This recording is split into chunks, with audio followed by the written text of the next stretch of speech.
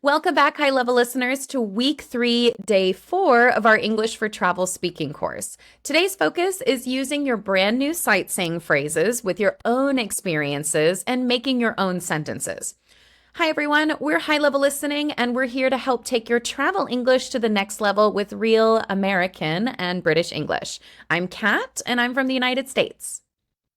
And I'm Mark from England, and we're both here with side-by-side American and British English to help improve your listening, pronunciation, and fluency skills in our English for Travel speaking course all this month. In this course, we'll be releasing a new video each day, Monday to Friday, on YouTube for free. But if you don't want to wait for tomorrow's video, you can get all 5 of this week's videos today by purchasing the full English for Travel course on our High Level Listening store. Yes, on top of getting access to all of this week's videos right now, you'll get over 80 example sentences, which is double the amount that we're about to share in this video. So you can check it out in the link in the description below. Today is week 3, day 4, and it's time to expand your skills a little more and show you what's possible with all the new phrases you've learned this week. We'll be using the vocabulary and giving you lots of extra example sentences, so you can use the new vocabulary in different situations and experiences. Mark and I will give you an example each, and you can find even more examples in our full Travel for English course in our store. So let's get started with our example sentences. The first phrase is, "Are you on holiday here too? The city's amazing." I'm from the UK. I say holiday. In the US, it's vacation.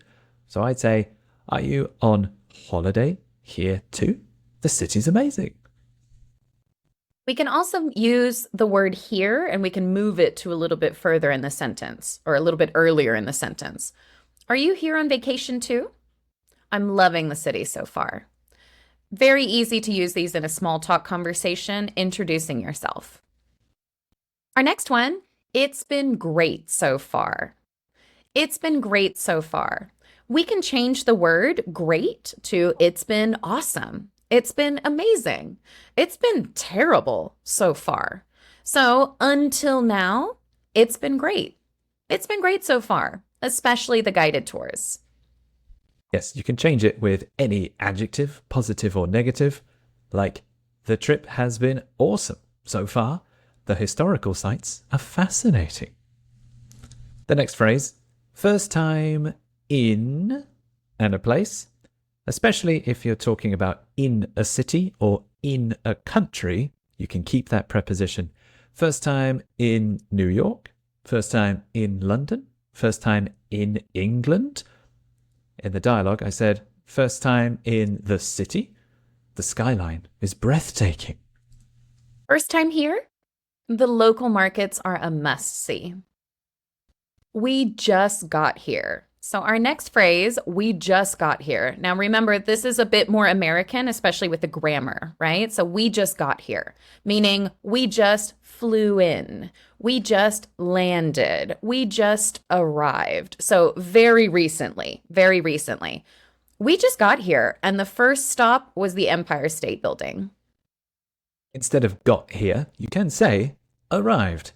We just arrived. We recently arrived. We just arrived, and the walking tour is next on our list. The next phrase, overwhelming, but in a good way. This is when you have kind of a good and a bad experience at the same time. Maybe it's interesting or a bit thrilling because it's so crazy.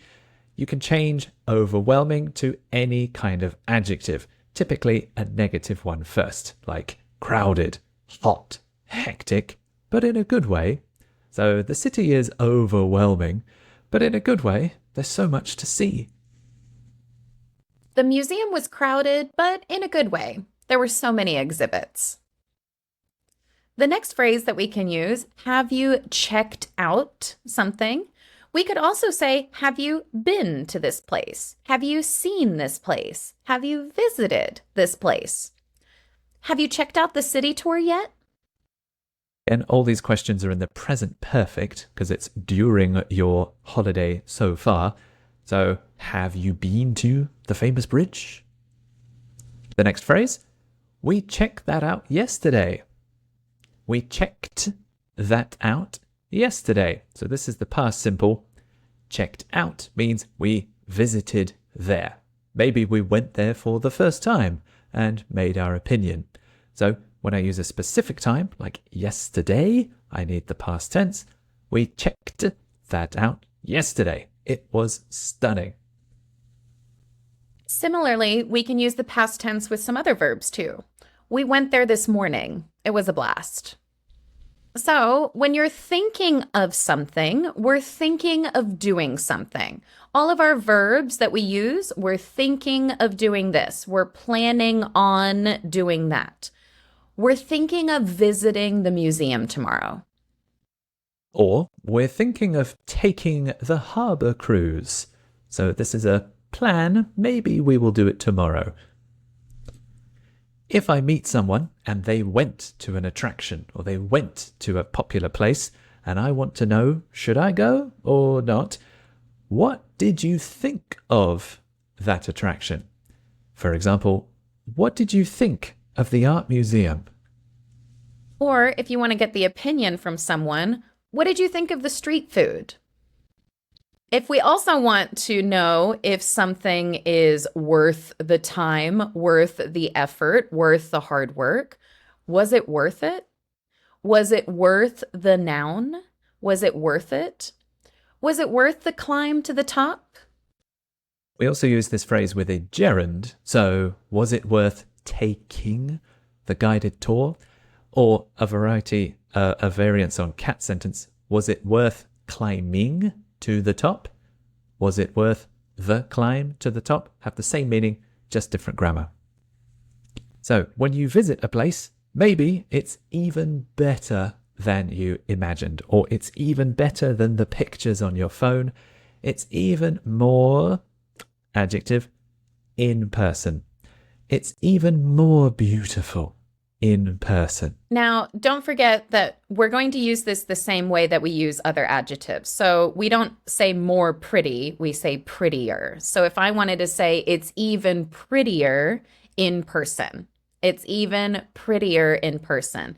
It's even more beautiful, because we can't really say beautifuler, right? It doesn't sound very nice. So it's even more beautiful. It's even prettier in person. A nice way to say thank you to someone: thanks for the tip. Thanks for the advice. Thanks for the heads up. Thanks for the info. Thanks for the tip on the best time to visit the museum. Don't forget the article. It's always the tip or the advice, because it starts with A. So thanks for the advice about the hidden viewpoint. If you haven't visited a place yet, in the dialogue we said we haven't made it there yet. Made it means travelled there and gone sightseeing there. We haven't made it there yet. Made it is a very casual way to talk about it. There are some other variations as well. We haven't visited the Old Town District yet. So not yet. Not yet. It's on the list, but not yet. So, similarly, is it really as blank as they say? So, is it really as blank as they say? Oh, it's even more blank in person. So we can use those two phrases together, which I quite like. Is it really as crowded as they say? Oh, yeah, it's even more crowded in person. So they are very similar in the way that we set them up, and it's even more than in person. Is the festival really as crowded as they say?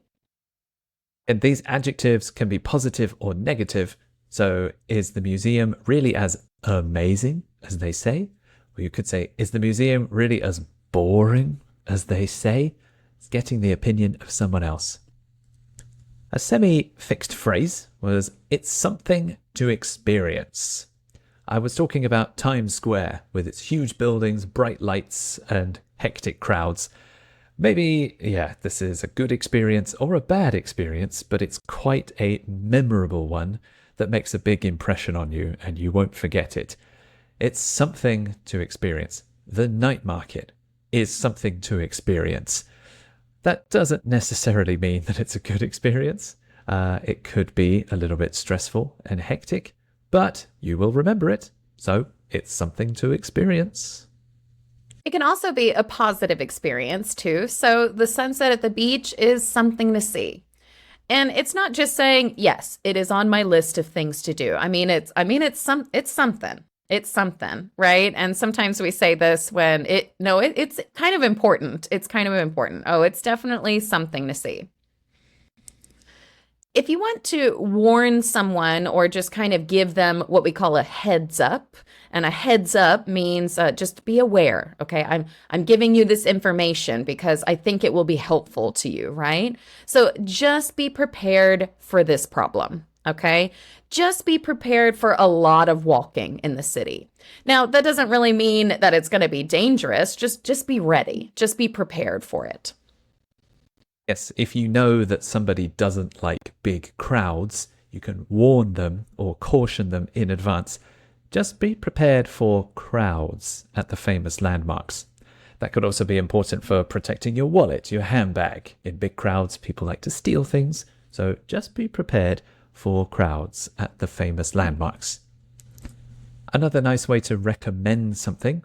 Maybe you're meeting a person, you don't know everything they like, you don't know their interests, but you can suggest one. If you're into this, then if you're into history, I recommend the Old Town Tour. Again, I don't know you. You might have zero interest in history, but if you're into history, I recommend the Old Town Tour. If you're into art, I recommend the Modern Art Museum. So again, we are sharing our experiences, and it's kind of also to say if you're not into art, don't do that. If you're not into history, I wouldn't do that because that is definitely all about history, or this is all about art. So if you're into art, I recommend the Modern Art Museum. If you're not into art, maybe skip it. Maybe don't go. So we've heard good things about it. So that means that from all this research, we've heard good things or we've read good things. We've heard exciting things about it. We've heard really interesting things about it.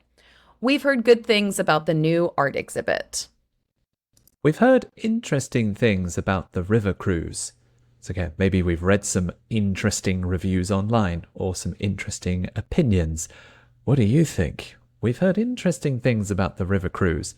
Did you enjoy it? Did you like it?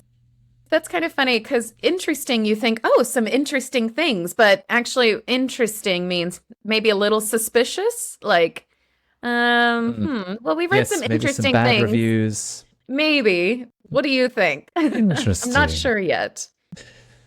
Another good phrase. What's the best way to, and then a verb. So what's the best way to do something? Again, I want advice from someone. Maybe they've already visited an attraction that I want to go to, and they have some knowledge or some experience to save money or save time. So what's the best way to get tickets? What's the best way to skip the line? What's the best way to avoid the crowds? What's the best way to get tickets for the museum? What's the best way to see the city in a day? Okay, so how can I see the city in a day? What's the best way to see the city in a day? So that means in 24 hours. Now, as an American, I would say skip the line. Skip the line. Don't stand in line. Go get your tickets online and go straight to the entrance. Skip the line. So we bought tickets online to skip the line at the museum. In the UK, the word is queue. A line of people is a queue. So a queue for a ride, a queue for a restaurant. Skip the queue is also the collocation. So you can skip the queue by going early. When someone gives you some useful advice and you want to remember it and show your appreciation, we'll keep that in mind. Thank you. We will keep that in mind. This is a fixed expression. Don't change any of the words. You can't say keep that in memory or keep that in head, whatever. No, keep that in mind. So we'll keep that in mind when we visit the city centre. Some other similar phrases we could say, oh, yeah, we'll remember that, or we'll take your advice, or we'll make a note of that. So we'll remember that for our next trip. Now, something that you must do, a must see, a must do, is something that you have to do, right? So you can't leave without doing this. Oh, you can't leave New York without seeing the Statue of Liberty. It's a must see. It's a must see. Or you can't leave the city without trying the local cuisine, the local food. You have to try it before you go. Before you go is our next phrase. This is the deadline, the end of your trip. When you finish your holiday, I assume you go back home. The phrase becomes before we go.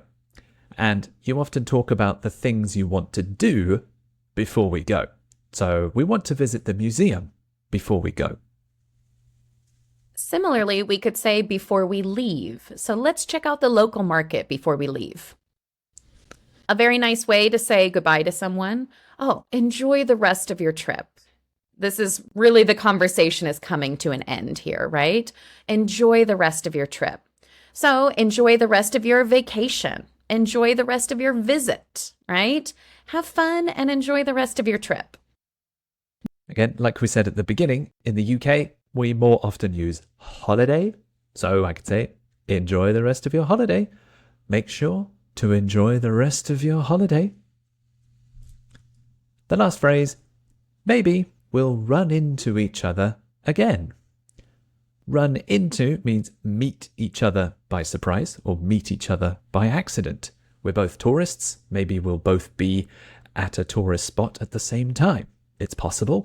So maybe we'll run into each other again. Maybe we'll run into each other again at another landmark. Hope to bump into you around the city again. Run into someone, bump into someone. This is also kind of a surprise, like we didn't plan it. Hope to bump into you around the city again. Okay, well then everyone, we've gone through the list once again. Remember, in our PDF bonus materials, we have double the amount of example sentences that are in the full course compared to this video. So you can get all 5 videos right now, MP3 versions, worksheets, the more examples, the pronunciation guide, the picture dictionary, all of that is ready for you to practice to take your English to the next level. You can check out the link for that in the description below. Thanks so much, everyone. We would love to hear from you in the comments. We answer every single one ourselves. So try out some of these sightseeing phrases, and we'd love to hear your own experiences. So try them out in the comments below. If you enjoyed this class, please like and subscribe, and we will see you tomorrow for our next class.